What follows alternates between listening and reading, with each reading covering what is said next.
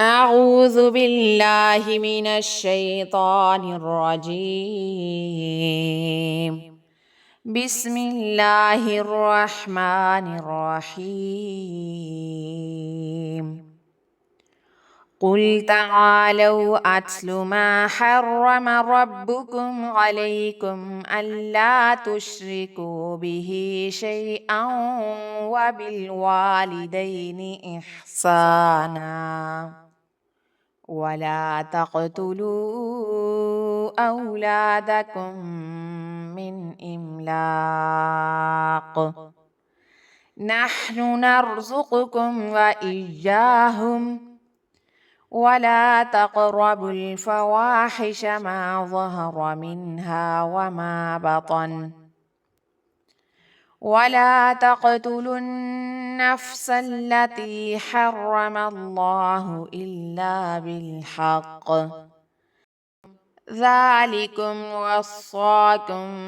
به لعلكم تعقلون ولا تقربوا مال اليتيم إلا بالتي هي أحسن حتى يبلغ أشده وأوفوا الكيل والميزان بالقسط لا نكلف نفسا إلا وسعها وإذا قلتم فاعدلوا ولو كان ذا قربى وبعهد الله أوفوا ذلكم وصاكم به لعلكم تذكرون وأن هذا صراطي مستقيما فاتبعوه ولا تتبعوا السبل فتفرق بكم عن سبيله ذلكم وصاكم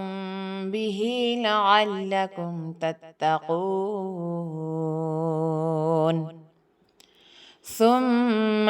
آتينا موسى الكتاب تماما على الذي أحسن وتفصيلا لكل شيء